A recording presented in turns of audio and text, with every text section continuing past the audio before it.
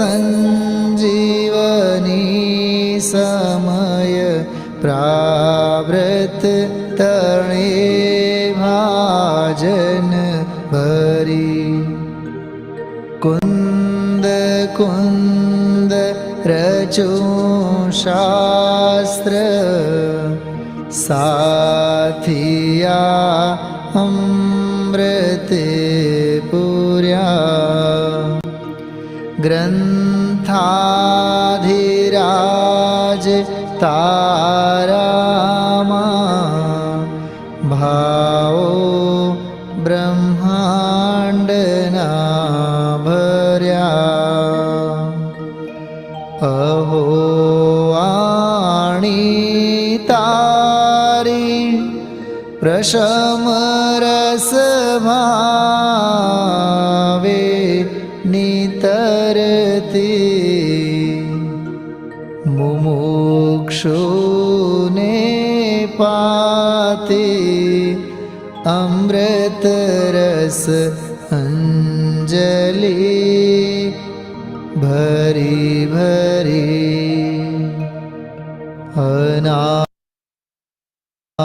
अनादिनी मूर्छा विशतणी त्वराथी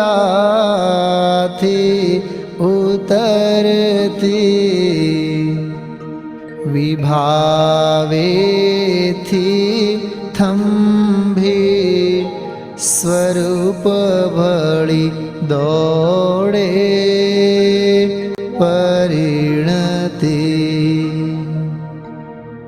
तू छे निश्चय ग्रंथ भांग सगळा व्यवहारना भेदवा तू प्रज्ञाक्षिणी ज्ञानने उदयनी संधि सहो छेदवा साथी साधकनो तो भानो जगनो संदेश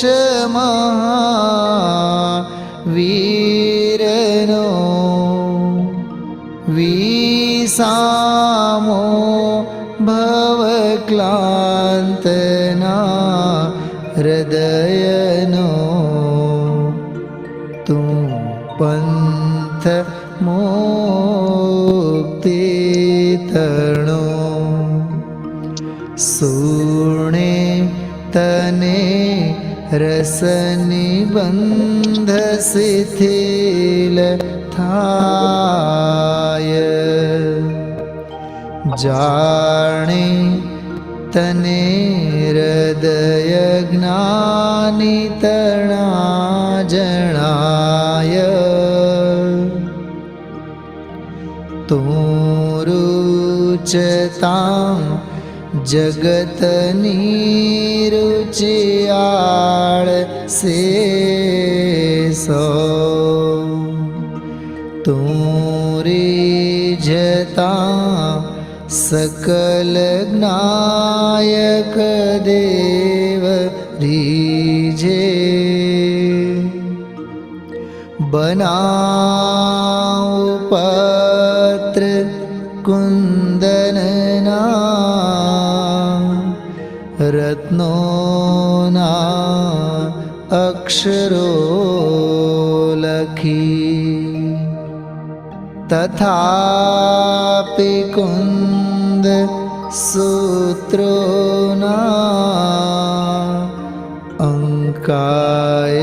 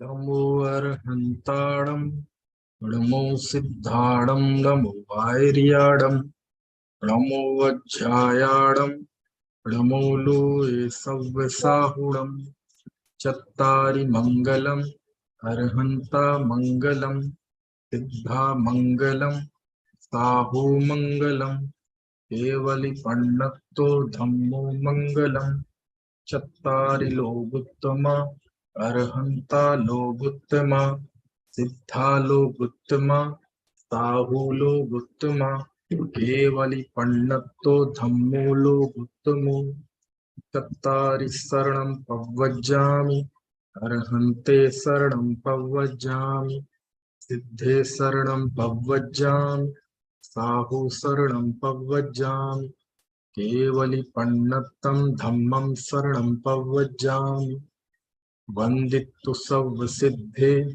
धूमचलमणुवं गतिं पत्ते वोच्छामि समयपाहुड निर्णमो सुद केवली भणिदम्।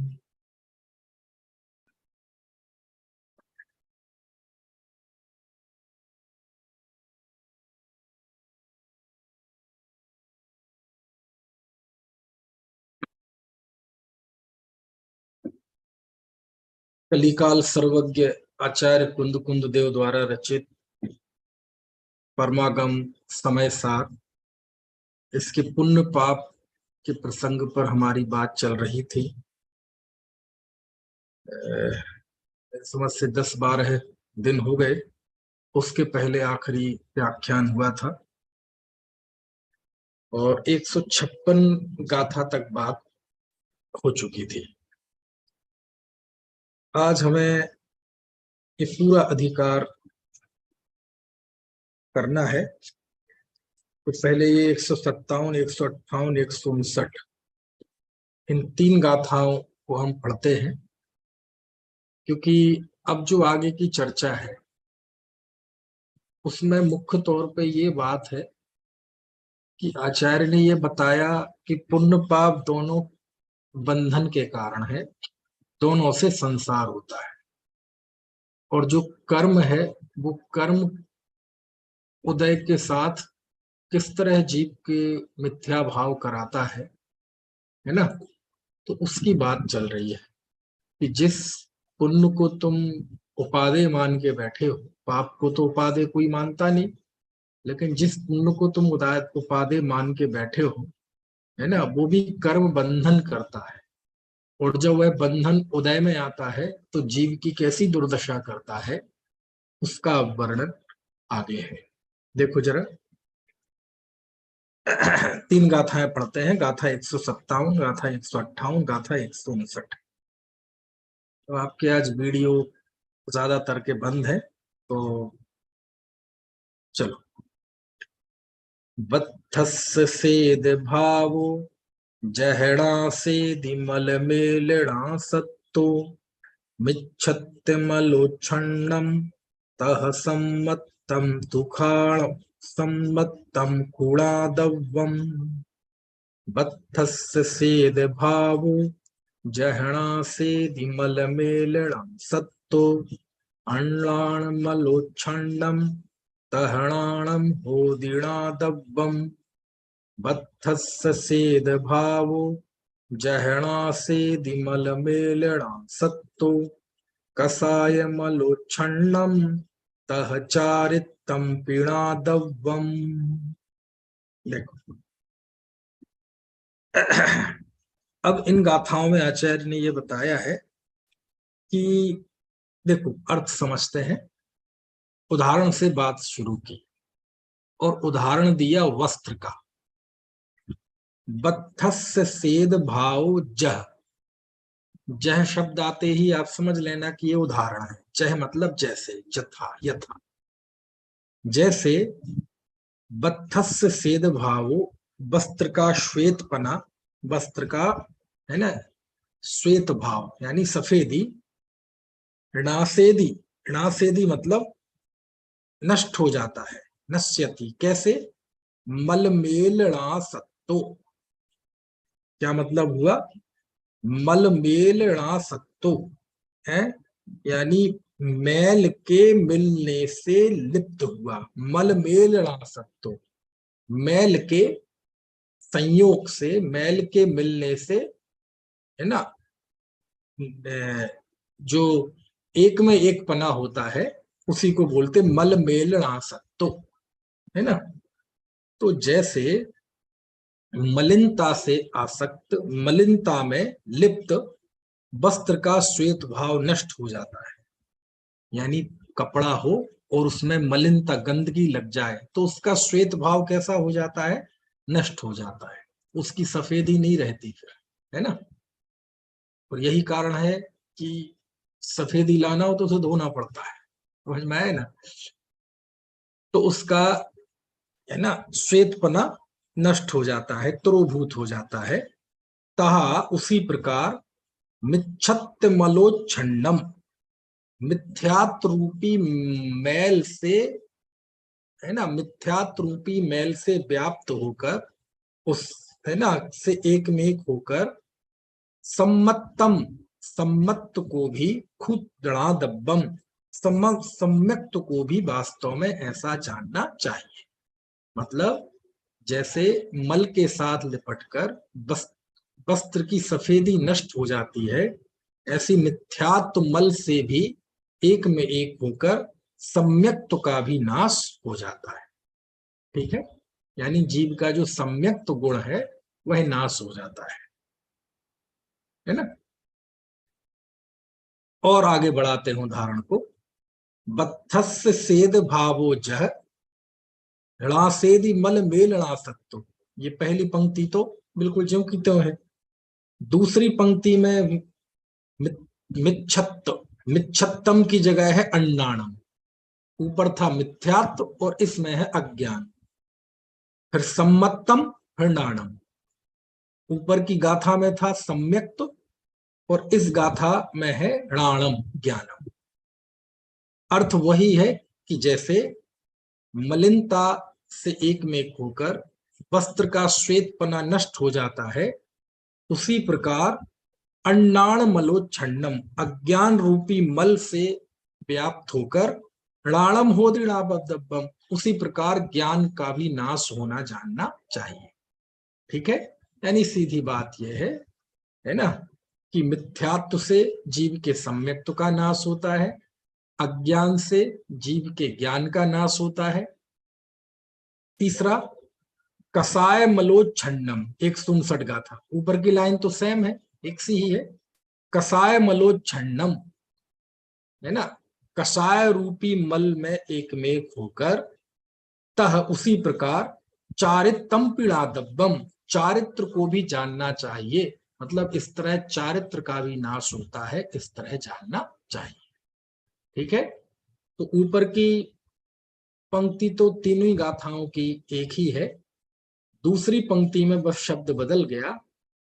एक में कहा गया मिथ्यात्व मल, दूसरे में कहा गया अज्ञान मल, और तीसरे में कहा गया कषाय मल। और जब ये होता है तो किस किस का घात होता है, तो एक गाथा में कहा गया सम्यक्त्व का घात जानना चाहिए, दूसरे में कहा ज्ञान का नाश जानना चाहिए, और तीसरे में कहा चारित्र का नाश जानना चाहिए। समझ में आया ना। तो सीधी सी बात यह है कि एक दृष्टांत के द्वारा ये बताया गया है कि मिथ्यात्व से जीव के सम्यक्त्व का घात होता है, अज्ञान से जीव के सम्यक ज्ञान का घात होता है, और कषाय से जीव के चारित्र का घात होता है। समझ में आया ना। इस तरह से ये सारे मिथ्यात्व, अज्ञान, है ना, ये जीव के मोक्ष मार्ग को त्रोभूत करने वाले हैं। इसलिए कोई भी कार्य ऐसा ना करो, है ना, जिससे इनका बंध हो और इनके उदय से फिर से जीव मिथ्यात्व, अज्ञान और कषाय रूप परिणमन करे। यानी आचार्य यहाँ आपको चेता रहे हैं कि स्वभाव से बाहर जाने की जरूरत नहीं है, पुण्य पाप भाव में जाने की जरूरत नहीं है, क्योंकि पुण्य पाप में जाओगे तो कर्म बंधेगा, और कर्म बंधेगा और फिर उदय में आएगा और जीव मिथ्यात्व, अज्ञान और कषाय रूप परिणमन करेगा, तो और उसका पतन होगा, है ना। इसलिए आचार्य कहते हैं कि अब आपके हाथ में है कि पुण्य पाप की एकता जानकर आप स्वभाव में स्थित रहिए। ठीक है, तो इस तरह से 3 गाथाएं हैं, सरल है गाथाएं, इसलिए इस पे अभी कोई ज्यादा बात नहीं करते हैं, है ना। देखो चलो इसका हिंदी पद्यानुवाद पढ़ लेते हैं। ज्यों श्वेत पन हो नष्ट पट का मैल के संयोग से, पट यानी होता है वस्त्र कपड़ा, सम्यक्त भी त्यों नष्ट हो मिथ्यात्व मल के लेप से। ज्यों श्वेत पन हो नष्ट पट का मैल के संयोग से, सद्ज्ञान भी त्यों नष्ट हो अज्ञान मल के लेप से। ज्यों श्वेत पन हो नष्ट पट का मैल के संयोग से, चारित्र भी त्यों नष्ट होए कषाय मल के लेप से। ठीक है, चलिए अब आगे आते हैं 160 गाथा। देखो 160 गाथा में क्या कहते हैं कि जीव के सम्यक तो ज्ञान और चारित्र गुण का ही नाश नहीं होता। अरे जो जीव का स्वभाव है सबको जानना देखना, है ना, सर्वज्ञत्व सर्वदर्शित्व स्वभाव है ना जीव का, है ना। जब यह जीव पुण्य पाप से लिप्त होता है, कर्म मल से लिप्त होता है, तो उसका यह स्वभाव प्रकट नहीं हो पाता। स्वभाव होते हुए भी वह जीव स्वभाव रूप परिवर्तन नहीं कर पाता। देखो वही बात 160वीं गाथा में कहते हैं। तो सब्णाणदर्शी कम्मरेणीणावच्छन्नो संसार समावन्नो न विजानदि सव्वदो सव्वम। देखो क्या लिखते हैं। अच्छा, तो वह मतलब जीव, वह मतलब आत्मा। सो वह सवर्णाणदर्शी, वह है ना सर्वज्ञानदर्शी, सबको जानने देखने वाला, समझ में आया ना। तो वह सवर्णाणदर्शी, सब ज्ञान मतलब जानना, दर्शी मतलब देखने वाला, वह सबको जानने देखने वाला है। राणी दर्शी, ठीक है, तो वह सबको जानने देखने वाला है ना, वह भगवान आत्मा स्वभावतः सबको जानने देखने वाला है ना। अमृतचंद स्वामी ने तो टीका के मंगलाचरण में ही ये बात लिखी थी ना। नमस् समय साराय स्वानुभूत्या चकासते चित स्वभावाय भावाय सर्व भावांतरच्छिदे। मैं उस समय सार को नमस्कार करता हूं जो भाव स्वरूप है, स्वानुभूति के द्वारा प्रकाशित है और सबको जानना देखना जिसका स्वभाव है। नमस् समय साराय स्वानुभूत्या चकासते चित स्वभावाय भावाय सर्व भावांतरच्छिदे। चैतन्य स्वभावी है और सबको जानना जिसका स्वभाव है। तो ये इस गाथा से लिया है। देखो अमृत चंदाचार्य ने जो मंगलाचरण में शुद्धात्मा का एक विशेषण लिया है, सर्व भावांतरच्छिदे, सब भावों को सब पदार्थों को जानने वाला है। तो यहाँ है लिखा है, देखो सो सब्णाणदर्शी, वह जीव, वह भगवान आत्मा स्वभावतः सबको जानने देखने वाला है। स्वभावतः सबको जानने देखने वाला है मतलब यदि यह भगवान आत्मा स्वभाव में रहे अपने, यानी ज्ञान जब स्वाभाविक परिणमन करता है तो वह सबको जानता देखता है। समझ में आया ना। यानी हर एक द्रव्य का एक नेचर होता है, एक नेचुरल उसका परिणाम होता है। ऐसे ही जीव यदि अपने स्वभाव में रहे तो उसका स्वभाव तो सबको जानना देखना, उसका स्वभाव किसी को गौण करना, किसी को मुख्य करना, किसी के बारे में जानना, किसी के बारे में अज्ञान, ऐसा वह ज्ञान का स्वभाव नहीं है। ज्ञान यदि उस पर कोई आवरण ना रहे, ज्ञान में किसी का पर का संयोग ना रहे, तो उसका स्वभाव तो सबको जानना देखना है। समझ में आया ना। शक्ति है ना, शक्ति बोलते हैं ना अपन, जैसे सबको जानने देखने की शक्ति है ना, तो उसी को यहाँ स्वभाव कह रहे हैं कि सबको जानना देखना उसका, यानी वो मूल वस्तु अपने स्वभाव में रहे। जैसे पानी का स्वभाव नीचे की ओर गमन करना है, वायु का स्वभाव तिरछा बहना है, अग्नि का स्वभाव ऊपर की ओर ऊर्ध्वगमन स्वभाव है। अब आग स्वाभाविक तौर पे ऊपर की ओर गमन करती है, आपने देखा होगा दीपक की लौ होती है तो ऊपर की ओर रहती है, वो तो हवा चले तो फिर वो टेढ़ी हो जाती है। आग ऊपर की ओर गमन करती है, लेकिन जब हवा चलती है तो वो आजू बाजू हो जाती है। पानी है, यदि उसे छोड़ा जाए तो नीचे की ओर गमन करेगा, लेकिन यदि पर का संयोग हो, है ना, तो फिर वो आप आड़ा टेढ़ा भी कर सकते हैं उसे, समझ में है ना। पाइप से लोग टेढ़ा भी फेंकते हैं, ऊपर भी फेंकते हैं, बिल्कुल विरुद्ध दिशा में। हवा का स्वभाव तिरछा बहना है ना, यदि वो स्वाभाविक होगी, उसमें किसी का संयोग नहीं होगा, तो वह सीधी नहीं बहे, सीधी बहेगी। और जो ही पर का संयोग किया, अब वो पंखा चलता है तो ऊपर की हवा वो नीचे फेंकता है ना। तो हर एक वस्तु का अपना स्वभाव होता है, वस्तुओं की गति का भी अपना स्वभाव होता है। ऐसे ही ज्ञान का स्वभाव, यानी ज्ञान पे यदि कोई आवरण ना रहे, कोई उदय ना रहे, बिल्कुल ज्ञान, है ना, एकदम एकाकी रहे, किसी का उसमें संयोग ना हो, तो ऐसा वह ज्ञान तीन लोक तीन काल की समस्त वस्तुओं को, उनकी समस्त पर्यायों को जानेगा, सबको जानेगा, देखेगा। ये उसका स्वभाव है, समझ में आए ना। तो आचार्य लिखते हैं, सो सब्बणादर्शी, स्वभाव तो वह सबको जानने देखने वाला रखता है, यानी वह आत्मा, सो वह सब्बणादर्शी, सबको जानने देखने वाला है। समझ में आया। ये जो इंद्रियों से जानते हैं ये आत्मा का स्वभाव नहीं है है ना। मान लीजिए मैंने इस रूमाल को जाना, यदि ये रूमाल को जानना आत्मा का स्वभाव होगा, तो जब मैं रूमाल को नहीं जानूंगा तो आत्मा का नाश हो जाएगा, उसके स्वभाव का नाश हो जाएगा। लेकिन रूमाल को जानना तो नष्ट हो जाता है, लेकिन जानना नष्ट नहीं होता। इसका मतलब रूमाल को जानना आत्मा का स्वभाव नहीं है, जानना आत्मा का स्वभाव है। मान लीजिए मैं इस पुस्तक को जान रहा हूं, इस कॉपी को जान रहा हूं, तो मेरा स्वभाव जानना है, इस कॉपी को जानना नहीं है। क्योंकि जब ये कॉपी को मैं नहीं जानता था, तब भी मैं जानने का काम तो करता ही था ना, और मैं कॉपी को भूल जाऊंगा तब भी जानने का काम तो करूंगा ना।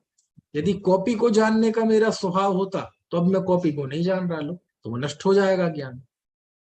तो दुनिया की कोई भी वस्तु आए, ज्ञान किसी को यह कह के अस्वीकार नहीं करता कि मैं इसे नहीं जानूंगा। समझ में आए ना।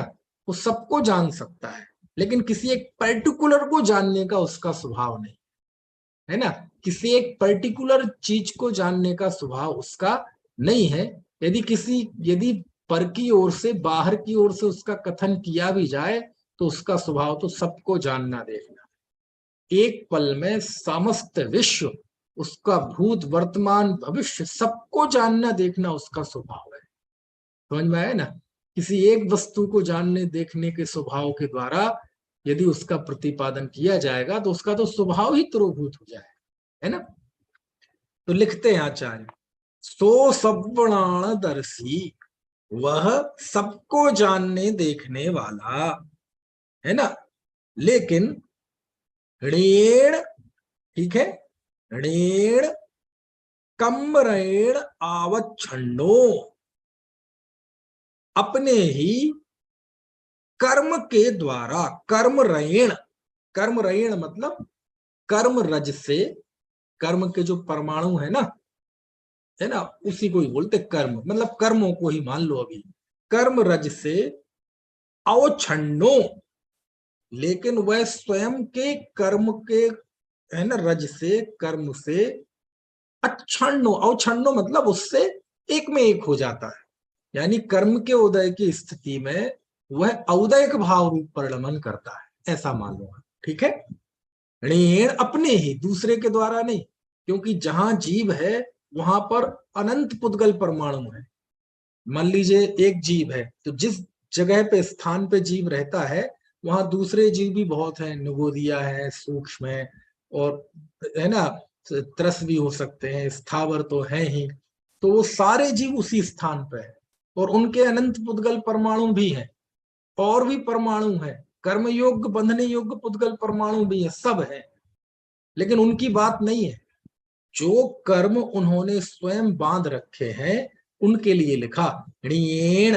ऋण मतलब अपने, ऋण कम्रेण, अपने कर्म रज से अवछन्नो, लिप्त होते हुए, अपने कर्मों से एक में एक होता हुआ, यानी उदय को प्राप्त होता हुआ, सीधी बात है, औदयिक भाव। ठीक है, औदयिक भाव होते ना जीव के 5 भाव, ये तो है ना, उसमें आए ना तत्वार्थ सूत्र में है, उपशम छय छ उपशम औदयिक पारिणामिक, ये 5 भाव आए हैं तत्वार्थ सूत्र का दूसरा अध्याय पहला सूत्र।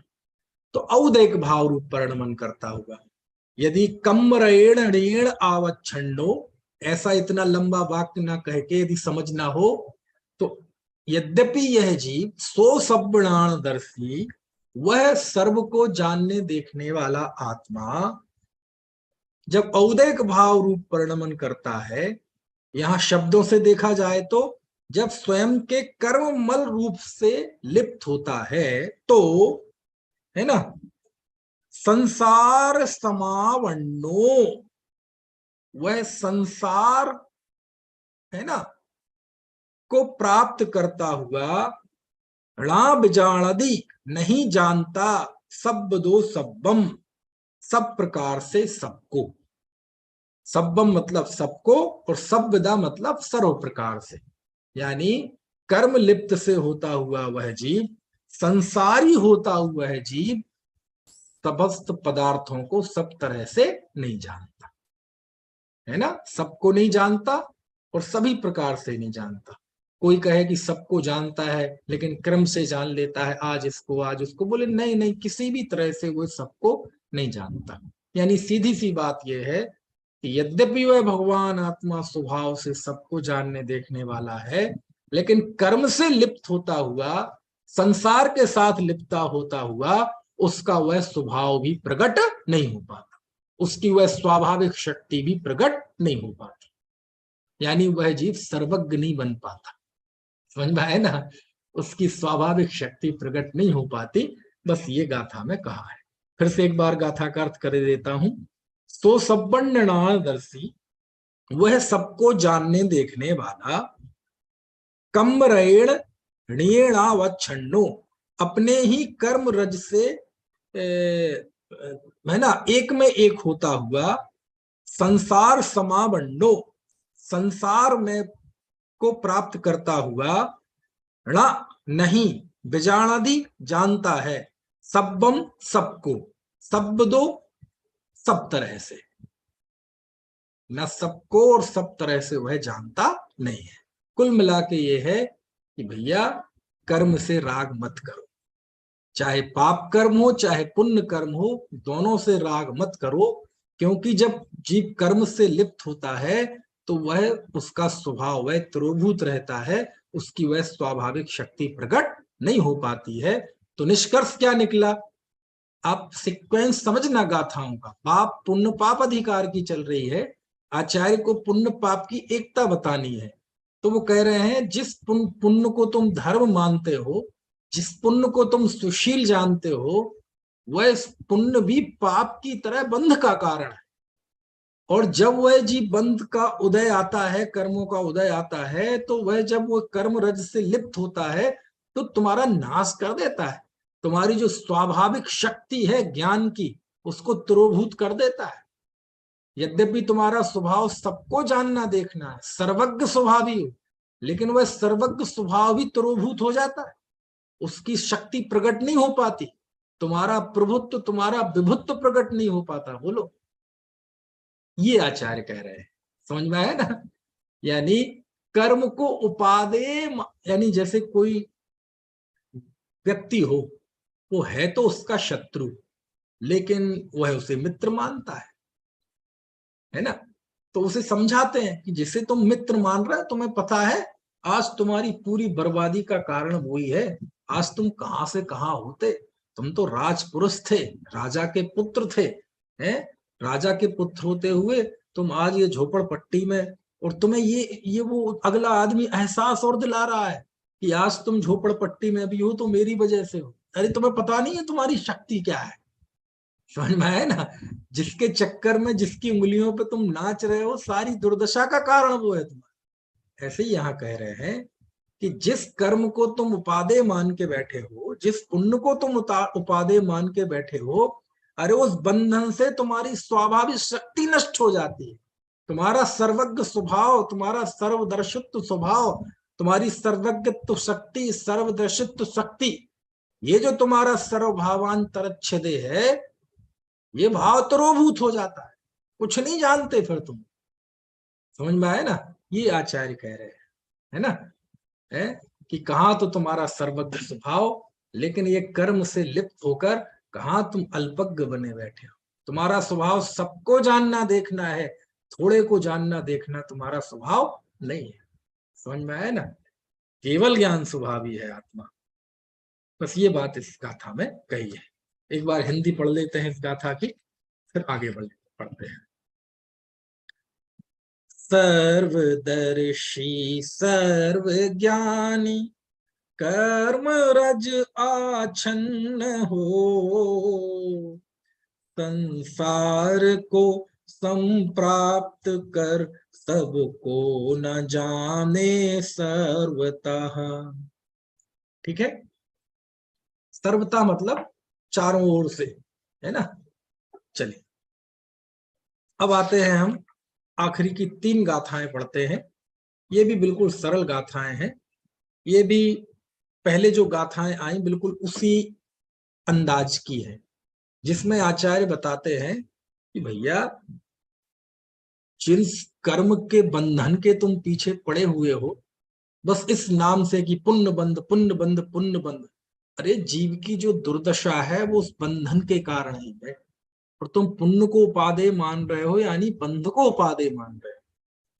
तो आचार्य यहाँ बताते हैं कि जिस बंधन के पीछे तुम भाग रहे हो, तुम्हें एहसास नहीं है कि जिस पुण्य को तुम उपादेय मान रहे हो, यानी बंधन को उपादेय मान रहे हो, और उस बंधन और बंधन के उदय से जीव की क्या दुर्दशा होती है उसको बताते हैं। देखो गाथा 161, 62, 63।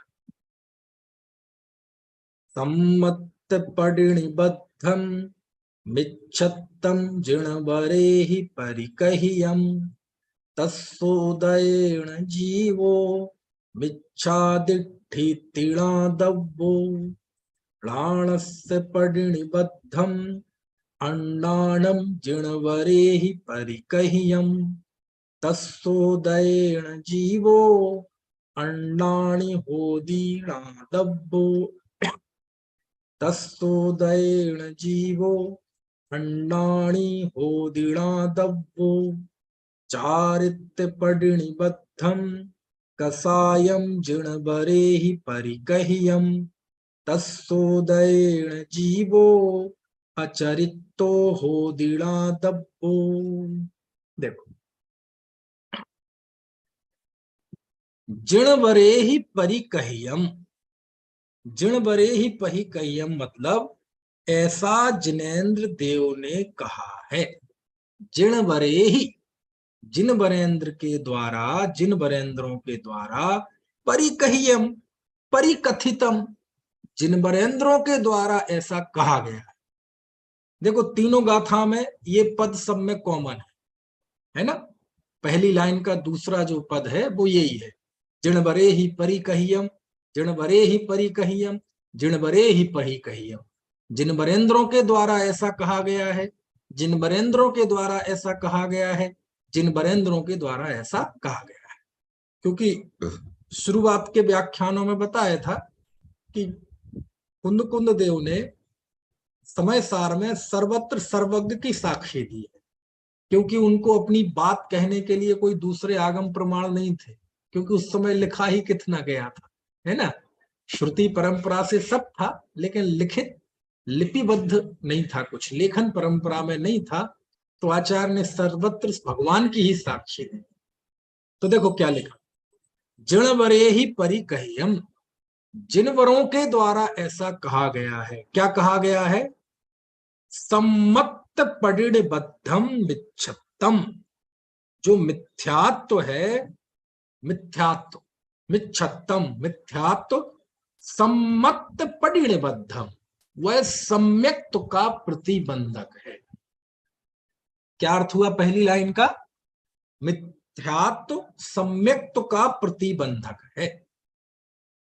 और तस्सोदयेण जीवो मिच्छादिठीति णादब्बो, तस् उसके, उदयेण उदय से, ठीक है, उस मिथ्यात्व के उदय से, जीवो जीव, मिच्छादिठी मिथ्या दृष्टि होता है, तीणादब्बो ऐसा जानना चाहिए। यानी जिस कर्म के बंधन को तुम धर्म मान रहे हो, उन कर्मों के उदय से क्या क्या दशा होती है जीव की, तो कहते मिथ्यात्व के उदय से जीव मिथ्या दृष्टि होता है, ऐसा जानना चाहिए। ठीक है, बिल्कुल सरल है अर्थ। मिच्छत्तम मिथ्यात्व, सम्मत परिणबद्धम सम्यक्त्व का प्रतिबंधक है। तस्सोदेण उस मिथ्यात्व के उदय से, जीवो मिच्छादिठीति णादब्बो जीव मिथ्या दृष्टि होता है, इति णादब्बो इति ज्ञातव्यः ऐसा जानना चाहिए। अब अगली गाथा। अब सम्यक्त्व की जगह शब्द आ गया णाण, समझ में आया ना? णाणस्य परिणबद्धम अन्नाणम, अज्ञान ज्ञान का प्रतिबंधक है। ठीक है, प्रतिबंधक मतलब रोकने वाला, ठीक है, प्रकट नहीं होने देने वाला। तो ज्ञान का प्रतिबंधक है। प्रतिबंध लग जाता ना, अभी कोरोना आया था तो प्रतिबंध लग गया था ना, बाजार खोलने पे, है ना, बस पे, ट्रेन में, फ्लाइट पे, सब में प्रतिबंध लग गया था। तो अन्नाणम अज्ञान को, णाणस्य परिबद्धम अज्ञान ज्ञान का प्रतिबंधक है। जिन मरे ही परी कही हम, ऐसा जिन मरेंद्रों ने कहा है। तस्सोदयेण उस अज्ञान के उदय से, जीवो अन्नाणी होदी जीव अज्ञानी होता है, णादब्बो ऐसा जानना चाहिए। फिर तीसरा, चारित्तम परिणबद्धम कसायम, कसाय कषाय, चारित्र परिणबद्धम चारित्र की प्रतिबंधक है। जिनबरे ही परी कही हम, जिनबरेंद्रों ने ऐसा कहा है। तस्सोदयेण उस कषाय के उदय से, जीवो जीव अचरितो चारित्र से रहित होता है, होदी होता है, णादब्बो ऐसा जानो, जानना चाहिए। ठीक है, सरल है गाथा। कुल मिला के ये बताया है कि भैया मिथ्या दर्शन, मिथ्या ज्ञान, मिथ्या चारित्र रूप परिणमन जीव करता है। ये सब कर्मों की मेहरबानी है, जिसको तुम उपादेय मान के बैठे हो। ये कह रहे हैं आचार्य, आप लहजा समझे कि नहीं? यहाँ आचार्य को ये बताना है कि मिथ्या दर्शन, ज्ञान, चारित्र ये सब औदैक परिणाम है, ये कर्म के उदय से होते हैं। और ये कर्म का सारा उदय तब आता है जब पहले कर्म बनता है, बना हुआ ही उदय में आता है ना। तो जब ये बंधन का ही परिणाम है और उस पुण्य से भी कर्म बन रहा है, तो फिर क्यों तुम इस पुण्य के बंधन के प्रति इतने आशान्वित हो, इसके प्रति इतने मरे जाते हो, है ना, कि पुण्य में धर्म है, पुण्य में धर्म है। आखिर वो बंधन ही करेगा ना। और जब बंधन में उदय बंधन जब उदय में आएगा, तो वो जीव का कोई भला करने वाला नहीं। ये जो जीव मिथ्या दर्शन, ज्ञान, चारित्र रूप परिणमन कर रहा है, ये मिथ्यात्व, अज्ञान और कषाय के उदय में ही कर रहा है। बंधन का फल है ये मिथ्या दर्शन, अविरति और कषाय आदि। ये बात आचार्य यहाँ कह रहे हैं। ठीक है ना? चलो एक बार हिंदी गाथाएं पढ़ लेते हैं। सम्यक तो प्रतिबंधक करम मिथ्यात्व जिनवर ने कहा, उसके उदय से जीव मिथ्या दृष्टि होता है सदा। तज्ज्ञान प्रतिबंधक करम अज्ञान जिन भर ने कहा, उसके उदय से जीव अज्ञानी बने जानना। चारित्र प्रतिबंधक करम जिनने कषायों को कहा, उसके उदय से जीव चारित्र हीन हो यह जानना। ठीक है, चलिए एक प्रश्न ले लेता हूं। अभी बीच में किसी का हाथ खड़ा हो रहा था, मैं अनम्यूट करता हूं, आप प्रश्न पूछ लीजिए। फिर एक बहुत बढ़िया बात हम पढ़ने वाले हैं, बहुत अद्भुत बात। पहले आपका प्रश्न ले लें। हाँ बताइए। जय जिनेन्द्र भाई साहब। जय जिनेन्द्र, बताइए। सब ये 157, 158, 159 वाली जो गाथा है ये भी एक जैसी सेम है तीनों, पीछे हाँ जो भी हाँ पढ़ी है बराबर और बराबर। ये भी सेम है। फर्क क्या है इन गाथाओं में, इनमें और इनमें क्या विशेष फर्क किया जाना चाहिए? भाई यही बता दिया पहली 100 इसमें कि सम्यक्त्व का घात करती हैं, मतलब मुक्ति मार्ग का घात करते हैं ये मिथ्यात्व, अज्ञान और कषाय। ठीक है, और इसमें ये बताया कि इनके उदय से जीव के मिथ्यात्व, अज्ञान और अचारित्र भाव होता है। वह इतना फर्क है, हेर फेर के सब एक ही बात है। इसमें दृष्टांत दे दिया, इसमें दृष्टांत नहीं। बस कुल मिला के आचार्य को यह कहना है कि बंधन से प्रीति मत करो। पाप पुण्य दोनों बंधन करते हैं, बंधन के उदय में जीव का नाश होता है, उसकी स्वाभाविक गुण प्रकट नहीं हो पाते, इसलिए बंधन से प्रीति मत करो। बस इतना उनका कहना है। एक तीनों गाथाओं में और इन तीनों गाथाओं में ऐसा कोई खास फर्क नहीं है ना। हाँ, और किसी को कुछ पूछना हो?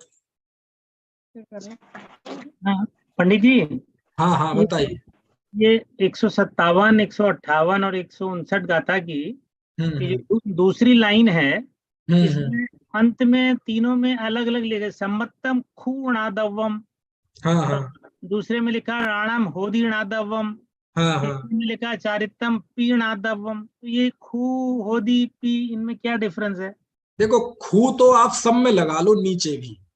क्या है, कई बार अब ये गद्य तो है नहीं, पद्य है, और पद्य में एक आध अक्षर की वो गिने चुनी जगह होती है, उसमें ही सेट करना पड़ता है। ठीक है ना, इसलिए फर्क आ जाता है। खू जो है, खू का अर्थ होता है वास्तव में, है ना, और होदी का अर्थ है होता है। तो खू तो वो सब में ही लगा हुआ है कि वास्तव में ऐसा है, वास्तव में ऐसा है, वास्तव में ऐसा है। अब है ना, अब ऊपर जाओ तो ऊपर णाणम शब्द है तो उसमें कम अक्षर है, नीचे है चारितम तो उसमें ज्यादा अक्षर है। तो अब होदी करेंगे तो एक अक्षर ज्यादा हो जाएगा, तो पी से काम चला लिया। समझ में है ना? जैसे क्या आप मतलब है? कहें कि भाई साहब आपको आना है, आपको भी, लोअर हैंड तो वो दोनों एक ही अर्थ है। लेकिन अब जितनी जगह थी, आपको आना है, आपको भी। ठीक है, ऐसे आप भी याद रखना। एक ही बात कही गई है ना, लेकिन ऐसे, बस ऐसे यहाँ है कि सम्मतम खूड़ाबदब्बम, है ना, ऐसा वास्तव में जानना चाहिए। राणम होदिणादब्बम, ऐसा ज्ञान के उदय से, क्या कहते हैं, अज्ञान मल के उससे उसका नाश होता है ज्ञान का, ऐसा जानना चाहिए। और ऐसा ही चारित्र को भी जानना चाहिए। पी मतलब भी, तीसरा है ना पी, ऐसा। चलिए, और किसी का कोई प्रश्न हो पूछ लीजिए, क्योंकि अब इसके बाद हम बहुत अच्छी 2-4 लाइन पढ़ने वाले हैं। पढ़े आगे। वैसा भी पहले की गाथाओं में तो ये सब हिंदी जो अनुवाद उसमें लेप लेप लेप शब्द का प्रयोग किया है दादा ने। कौन से शब्द का? 159 जो गीत लेप मतलब यही तो होता है, लेप कह लो, लिप्त कह लो, एक में एक कह लो, है ना। मैं एक में एक कह रहा था बार बार, है ना, तो एक ही अर्थ है। लेप का मतलब जैसे ऊपर से कुछ लगाया जाता है उसको लेप कहते हैं। लेप मतलब आप अब उसमें जो भी लिखा हो आप उसका अर्थ समझ लो, लिप्त होना, एक में एक होना, है ना, ऐसा। ठीक है, ठीक। चलिए, अब हम थोड़ा सा पढ़ते हैं, आज जैसे आचार्य को थोड़ा सा पढ़ते हैं, क्योंकि 156वीं गाथा से लेकर 156 गाथा तो पढ़ ली थी हमने, है ना। जो 155 गाथा 155 है ना, जिसमें मोक्ष मार्ग का कथन किया है, जीवादि सद्धरणम, यहां से लेकर आखिरी गाथा तक को जैसे आचार्य ने मालूम क्या नाम दिया है? पाप अधिकार। क्या नाम दिया है? पाप अधिकार। यानी पूरा अधिकार तो पुण्य पाप अधिकार है, लेकिन जैसे आचार्य ने इसमें भी एक कुछ एक्स्ट्रा इफेक्ट्स डाले। उन्होंने 143 से लेके 154 गाथा तक इन 10 गाथाओं को तो कहा पुण्य अधिकार, और गाथा 155 से 163 गाथा तक इन 9 गाथाओं को कहा पाप अधिकार। क्या कहा? पाप अधिकार। तो यहां जैसे आचार्य, आप इस अधिकार की बिल्कुल आखिरी पंक्तियां पढ़ें, मैं आपको पढ़ के सुनाता हूं। बहुत जबरदस्त पंक्तियां हैं, समझ में आया? बहुत जबरदस्त पंक्तियां हैं। देखो, मैं अब पंक्तियों में क्या बात है वो मैं पढ़ के ही बताता हूं, अपने शब्दों में क्या बताऊं। इसमें जो जैसे आचार्य के शब्द हैं वो मैं बताता हूं। संस्कृत में पढ़ के बताऊं कि हिंदी में? चलो पहले संस्कृत में पढ़ूंगा जरूर, उसके बाद भले ही हिंदी पढ़ूंगा। दोनों में। हाँ, 324 पृष्ठ है मेरे पास जो ये शास्त्र है, 324 पृष्ठ, ठीक है। ये वाला कोटा से प्रकाशित है ना। इसकी दूसरी लाइन ऊपर से संस्कृत में, पहली लाइन पढ़ लेते हैं। जीवादि सद्दहणम अत्राह शिष्य, यहां शिष्य कहता है जीवादि सद्दहणम इत्यादि व्यवहार रत्नत्रयम व्याख्यानम कृतम। जीवादि सद्दहणम, ये गाथा आदि में व्यवहार रत्नत्रय का व्याख्यान है। तिष्ठति कथम पापाधिकारम इति, ठीक है। यह पाप अधिकार कैसे है, उसको उन्होंने पाप अधिकार कहा। तो कह रहे यहां शिष्य कह रहा है कि जीवादि सद्दहणम में व्यवहार रत्नत्रय की बात है, कि जीवादि का श्रद्धान सम्यक दर्शन है, उनका ज्ञान सम्यक ज्ञान है ना, ये सब, और राग आदि से रहित होना ये चारित्र है। तो वो कह रहे व्यवहार रत्नत्रय है। तो इस व्यवहार रत्नत्रय को आप पाप अधिकार में क्यों डालते हैं, ये इनका प्रश्न है। क्या प्रश्न है? इत्यादि व्यवहार रत्नत्रय व्याख्यानम कृतम तिष्ठति कथम पापाधिकार इति, वह पापाधिकार कैसे है? प्रश्न समझ में आ गया आपको? ये पापाधिकार कैसे है ना? कथम पापाधिकारा इति, यह पाप अधिकार कैसे है?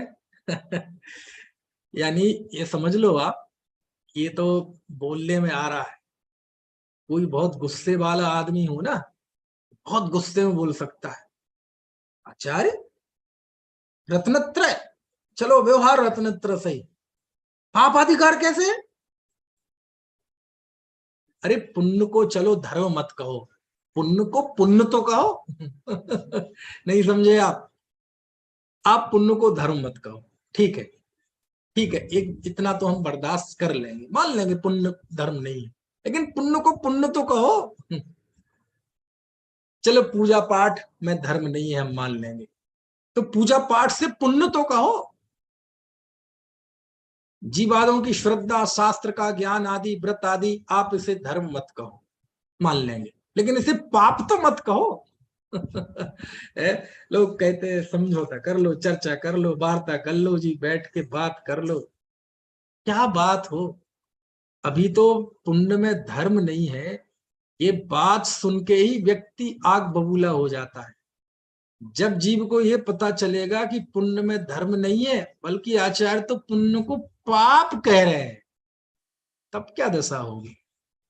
समझ में आए ना? ऐसा है।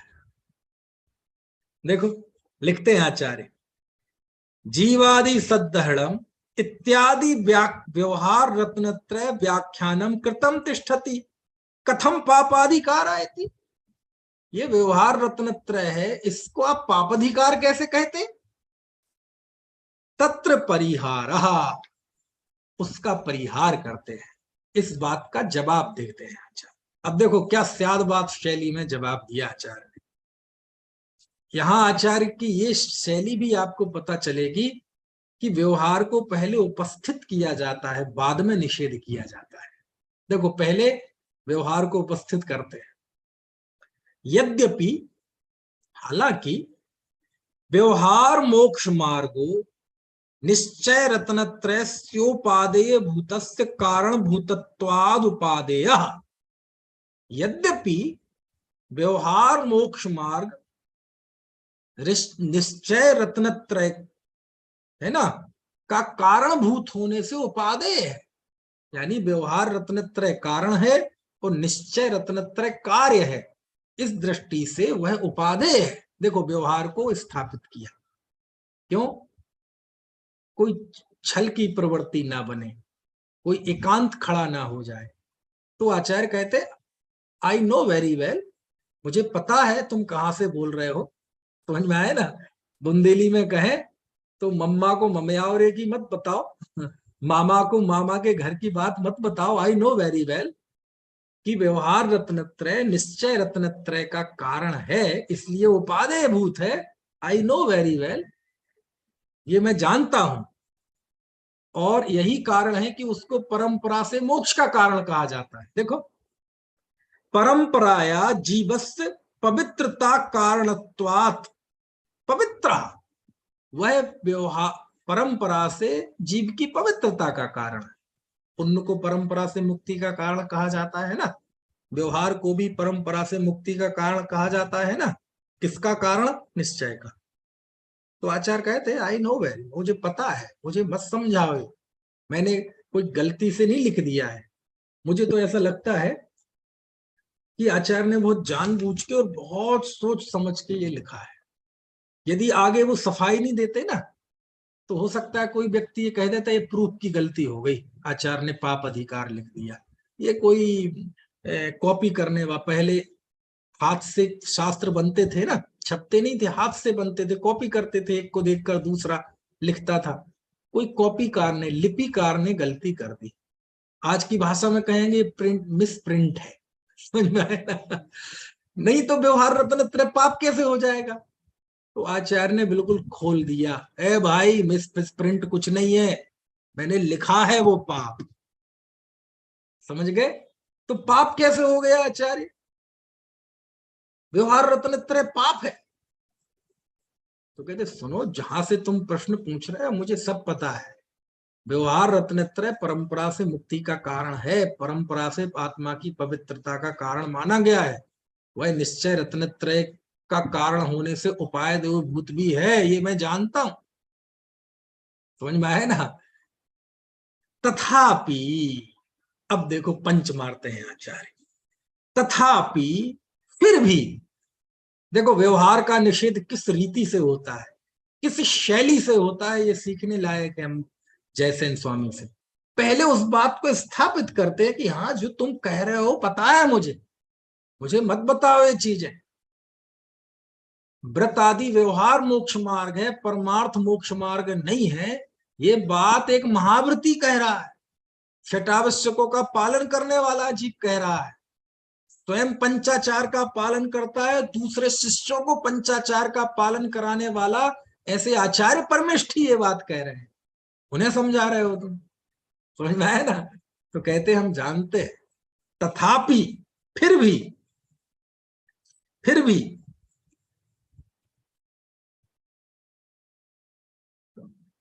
बहिर्द्रव्य आलंबनत्वेन पराधीनत्वात् पतति नश्यति इति एकम कारणम। लेकिन बहिर्द्रव्य का आलंबन होने से, काय का क्या होने से? बहिर्द्रव्यालंबनत्वेन, बाह्य द्रव्य का आलंबन होने से पराधीनत्वात् पतति, और पराधीनता होने से यानी स्वतंत्रता नष्ट होती है, इससे यह एक कारण, इस एक कारण से हमने उसे पाप अधिकार कहा। एक कारण अभी दूसरा भी बताएंगे, समझ में ना। पहला कारण क्या बताया कि इसमें बाह्य द्रव्य का आलंबन है, और बाह्य द्रव्य का आलंबन होने से स्वाधीनता का नाश होता है। समझ में आया ना, ये पराधीन होता है जी।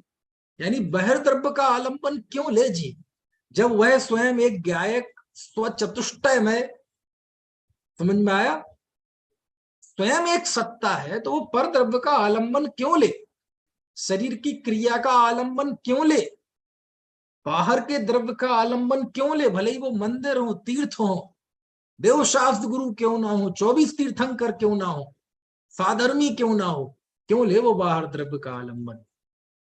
तो कहते हैं इस व्यवहार रत्नत्रय में बाहर के द्रव्य का आलंबन, परावलंबन है। देखो 156 इंच का कलेजा चाहिए बात कहने के लिए।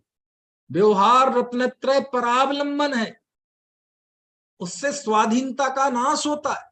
कहां से लाए, अरे गाथा पढ़ी थी ना अपन ने, साहिणो ही विलासो। देखो कौन सी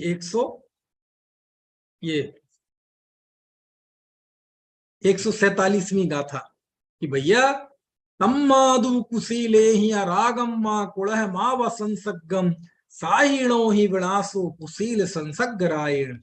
इसलिए राग और पुण्य और पाप दोनों कुशीलों के साथ राग मत करो। क्यों?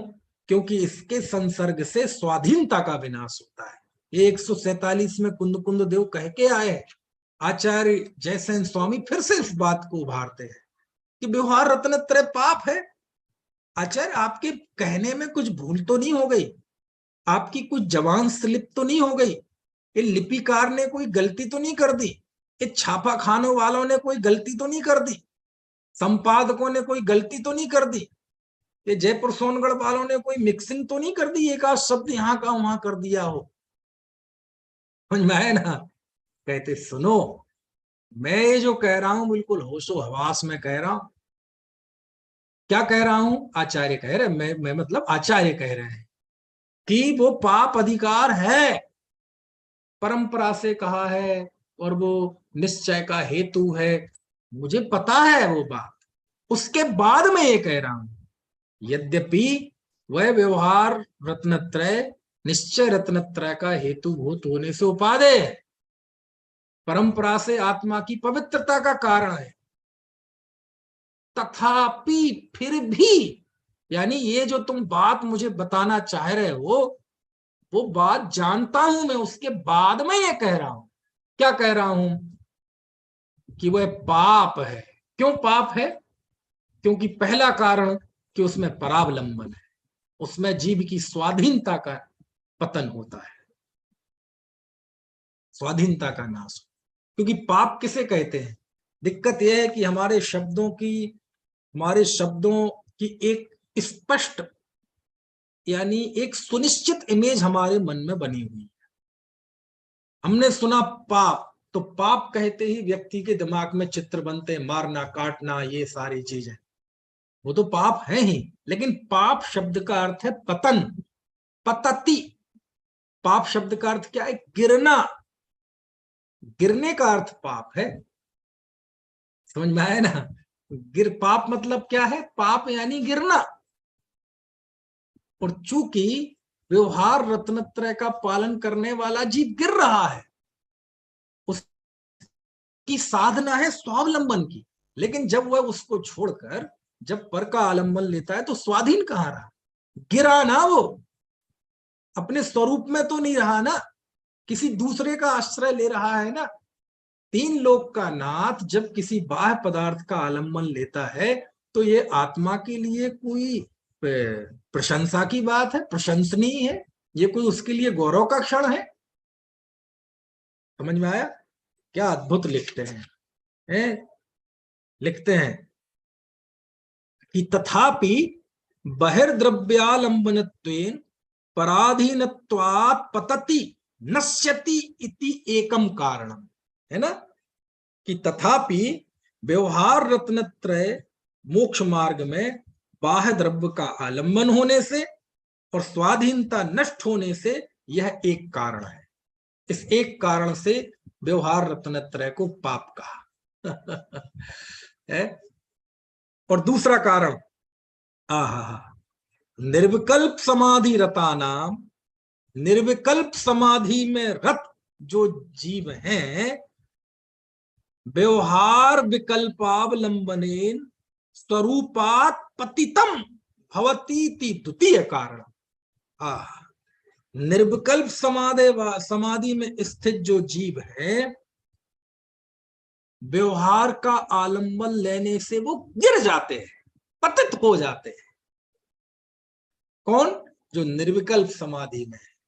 जो निर्विकल्प समाधि में स्थित हैं वो गिरते हैं तो व्यवहार रत्नत्रय के विकल्प होते हैं, तो वह जीव स्तुति वंदना शास्त्र लेखन आहार आदि करता है। गिरा ना गिरा, इसलिए वो पाप है। समझ में आया? दो कारण बताए। पहला कारण पराधीनता है, परावलंबन है, और दूसरा कारण अभेद रत्नत्रय, निश्चय रत्नत्रय से गिरा ना जीव, गिरा इसलिए पाप है। समझ में आया? अच्छा, मैं एक बहुत कठोर बात, कठोर तो क्या कहें, अब तो बड़ी सिंपल है। आप ऐसा करो, हाथ पे लो दिया, क्या लो? हाथ में दिया।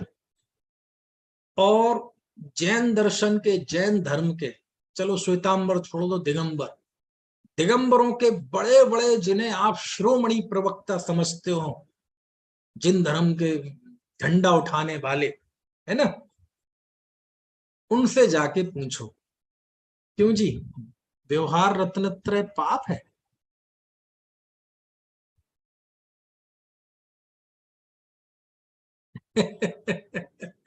क्या स्थिति होगी? आप जाके कहे व्यवहार रत्नत्रय पाप है, आप सोचो क्या स्थिति होगी। ओ भाई साहब, आपको 8 में नरक पहुंचा देगा। निगोज से नीचे कोई अवस्था होती नहीं है, नहीं तो वहां पहुंचाएगा। किसने कहा व्यवहार रत्नत्रय पाप है? किसने कहा? कहां से पढ़ के आया? कौन से पाठशाला में पढ़ के आया? कौन से विद्यालय में पढ़ के आया? तुम्हारी हिम्मत कैसे हुई व्यवहार रत्नत्रय को पाप कहने की? सीधा बोलते हैं, तुम सोनगढ़ी हो। समझ गए? ऐसा ये कह रहे हैं, बताओ। नहीं तो वो तो देखो, निश्चय की अपेक्षा पाप कहा है। अरे तो हम भी तो उसी की अपेक्षा कहते हैं। नहीं समझे आप? नहीं नहीं, वो तो निश्चय की अपेक्षा कहा है। पहले तो ये यहां तक बात आएगी नहीं, वो तो पहली बात में खत्म हो जाएगी। कौन कहता है, कौन कहता है, कहां लिखा है, कहां लिखा है, कौन से शास्त्र में लिखा है? समझ में आया ना? देखो, ये मालूम, लोग आरोप लगाते हैं कि आप लोग अमृत चंद आचार्य को पढ़ते हैं, आप जैसैन को नहीं मानते, जैसैन आचार्य को नहीं मानते। चलो हम तो नहीं मानते, आप मान लो। जैसैन आचार्य लिख रहे हैं, क्या लिख रहे हैं? अच्छा, उन्होंने प्रश्न किया, ये पाप अधिकार है? जैसैन आचार्य भी कह सकते थे, नहीं नहीं, किसने कहा पाप अधिकार? आप गलत समझे। समझ में आया ना? लेकिन कौन कहता है? ऐसा हो ही नहीं सकता, संभव ही नहीं है। जो ऐसा कहता है वो जैन नहीं है, एकांती मिथ्या दृष्टि। अरे सोचो तो, जैसैन स्वामी कह रहे हाँ पाप अधिकार है, इसलिए मैं कह रहा हूं। तो साहब, हमने तो शास्त्रों में व्यवहार रत्नत्रय को निश्चय का कारण सुना है, परंपरा से मुक्ति का कहा। ओ यार, मम्मा को ममयावरे की मत बताओ, ये सब मुझे पता है। एक महाव्रती संत, एक महाव्रती आचार्य ऐसा कह रहे, मुझे तुम बताओगे व्यवहार रत्नत्रय और ये है? वो मैं जानता हूं, लेकिन तब भी वो पाप अधिकार है। देखो, निषेध नहीं किया, बल्कि वो कारण बता रहे हैं कि मैं पाप क्यों कह रहा हूं। इसलिए क्योंकि उसमें हर द्रव्य का आलंबन, पर द्रव्य का आलंबन है। और निश्चय रत्नत्रय से, अभेद रत्नत्रय से वह गिरा ना, इसलिए पाप है। गिरने का नाम पाप है। हिंसा, झूठ, चोरी, कुशील, परिग्रह, वो तो पाप है ही। गिरने का नाम पाप है। समझ में आ रही? कोई 13वीं सीढ़ी पर है और वो गिर के 12वीं सीढ़ी पर आया तो गिरा ना। अब कोई 11वीं सीढ़ी से 12वीं पे आएंगे तो तारीफ करेंगे, प्रशंसा करेंगे, लेकिन वो 13वीं सीढ़ी से गिरकर 12वीं में आया तो क्या कहेंगे? समझ में आया? चंडाल, उसने कौवे के मांस का त्याग कर दिया। कौवे के मांस का ही तो त्याग किया है ना, बाकी मांस का तो त्याग नहीं किया, तब भी तारीफ करेंगे, वाह। और निपुण, मैं करने लगूं ऐसा, कौवे का नहीं खाऊंगा, बाकी का खाऊंगा, तो क्या करेंगे आप? भाई साहब ऐसी बात करने की हिम्मत कैसे हुई? तो कहते हैं भाई निश्चय की अपेक्षा व्यवहार रत्नत्रय पाप है। अरे तो यही तो गुरुदेव पूरे 45 साल कहते रहे कि निश्चय की अपेक्षा व्यवहार है। यही तो कहा है उन्होंने। और कहा क्या है? व्यवहार व्यवहार की दृष्टि से थोड़ी है, लेकिन बगल में जब निश्चय खड़ा कर दो तो वो है। नहीं नहीं साहब, ये तो बात मुनिराजों के लिए कही है। अरे मैं कहता हूं वही मान लें, उनके लिए तो है ना, लेकिन वो मानते हैं क्या ये बात? समझ में आया ना? देखो स्पष्ट लिखते हैं कि निर्विकल्प समाधि रता नाम व्यवहार विकल्पावलंबेन स्वरूपात पतितम भवतीति द्वितीय कारणम। फिर आगे लिखते हैं इति, इस प्रकार निश्चय नयापेक्षया पापम, इस प्रकार वह निश्चय नय की अपेक्षा पाप है। वही कहा ना, व्यवहार कह दो ना, नहीं वो तो कह रहे पाप है, पुण्य को पुण्य कह दो ना, पाप है ना। देखो ऐसे हाई डोज दिए हैं जयसेन स्वामी ने, बस इसमें समझने की चीज है ना। ये कोई स्वेच्छाचारिता के लिए नहीं, ये वस्तु स्वरूप को समझने के लिए चीज है। पुण्य छूटेगा, अभेद रत्नत्रय निश्चय रत्नत्रय जब होगा, वो तो ता दिन की बलिहारी, वो तो अपूर्व क्षण होगा। लेकिन पहले मुक्ति मार्ग की समझ पैदा होती है, तब मुक्ति मार्ग पर प्रयाण होता है। पहले मुक्ति मार्ग की सही समझ होना चाहिए कि मुक्ति मार्ग अंततः है क्या। मुक्ति मार्ग अंततः बंधन से विपरीत है। बंध और मुक्ति में बिल्कुल 36 का आंकड़ा है, और चूंकि पुण्य पाप दोनों बंधन के कारण है, इसलिए मुक्ति के मार्ग में उनका कोई स्थान नहीं है। पहले मोक्ष मार्ग का ये सुनिश्चित ये स्वरूप जानो। पुण्य जब छूटेगा वो तो छूटेगा, इस पर्याय में तो छूट भी नहीं सकता इस काल में, क्योंकि इस काल में कोई 6ठे 7वें गुण स्थान से आगे बढ़ ही नहीं सकता, समझ में आए ना। लेकिन उसकी समझ, मोक्ष तत्व की श्रद्धा तो इस काल में हो सकती है ना, और मोक्ष तत्व की श्रद्धा बिना मोक्ष मार्ग के स्वरूप को जाने हो जाएगी, और मोक्ष का विरोधी बंध तत्व है, ये जाने बिना हो जाएगी, है ना। इसलिए सब बातें बिल्कुल स्पष्ट हैं वस्तु स्वरूप में।